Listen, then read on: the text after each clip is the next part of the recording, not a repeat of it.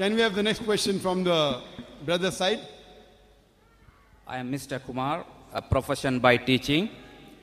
This is my questions. I see in Sri Lanka and India, there are many divisions among the Muslims, but they follow the same, the Holy Quran and the follow of the Hadith. But even though they are following the same matters, there are many divisions in Sri Lanka as well as in India. So I would like to get a better reply. I waited till the right person to come at the right time. Please go ahead. Brother Kumar has asked a very good question, very important question. He says that Muslims in Sri Lanka and India and other parts of the world, they believe in the same God, they believe in the same Quran, they believe in the same Hadith. But why are the different divisions, why are the different sects? The reply is given in the Quran, in Surah Al-Imran, chapter number 3, verse number 103. It says, وَاتَثِيمُوا بِحَبْلِ اللَّهِ جَمِيعًا وَلَا تَفَرَّقُوا. Hold to the rope of Allah strongly and be not divided. The rope of Allah, the rope of Almighty God is the Quran. So Quran says, hold strongly to the rope of God, to the rope of Allah, the glorious Quran, and the Sahih Hadith, and be not divided. So in Islam, there should not be any divisions. Furthermore, the Quran says in Surah Anam, chapter number 6, verse number 159, that, O Prophet, if anyone makes divisions, sects in the religion of Islam, O Prophet, you have nothing to do with him. Allah will look after the affair on the day of judgment. So making divisions, making sects in Islam is haram. It is prohibited. That's the reason what you find, I do know that there are many Muslims who have different names, but the right name you should call is only Muslim. And all Muslims should follow the glorious Quran and the Sahih authentic Hadith. Any scholar says anything, if it matches with the Quran and Sahih Hadith, you have to follow. If it does not match it, you should throw it away. To make different organizations,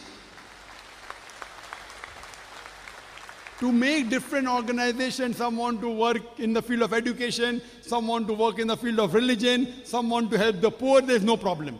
Doing Jama'ah, making different organizations, no problem. But as a deen, as a religion, we cannot be divided. There can be no sects. The Quran says we should not make sects. But our beloved Prophet Muhammad said, it's Hadith, the Sahih Hadith of Tirmidhi, Hadith number 171. Beloved Prophet said that there will be 73 sects in the religion of Islam. The Prophet did not say you should make. Allah says don't make, but Prophet said there will be. Unfortunately, we Muslims are divided. And the Prophet predicted that. The people asked that, and the Prophet said only one will go to Jannah, only one will go to paradise. The Prophet asked who? The Sahabas, the companions asked who? The Prophet said those that will follow me and will follow the Quran. That follows the Quran and my example. Today, unfortunately, we have different sects: Shia, Sunni, Hanafi, Shafi, Hanbali, Deobandi, Barelvi. What was the beloved Prophet? There is no Shia Sunni in the Quran. What was the beloved Prophet? Our beloved Prophet Muhammad sallallahu alaihi wasallam was a Muslim. The Quran says in Surah Al-Imran, chapter 3, verse number 64, Qala innani minal muslimin. Say that I'm a Muslim. Anyone who says a Muslim is a person who submits his will to God. Any scholar says anything. All the four great Aimmat, Imam Abu Hanifa, Imam Ahmad ibn Hanbal, Imam Malik, Imam Shafi, all of these four great scholars, they said, if you find any of my fatwa which goes against Allah and His Rasul, you throw my fatwa on the wall. Therefore I say, whatever Dr. Zakir Naik says in Islam is zero. What I say is zero. What you have to follow is Quran and Sahih Hadith.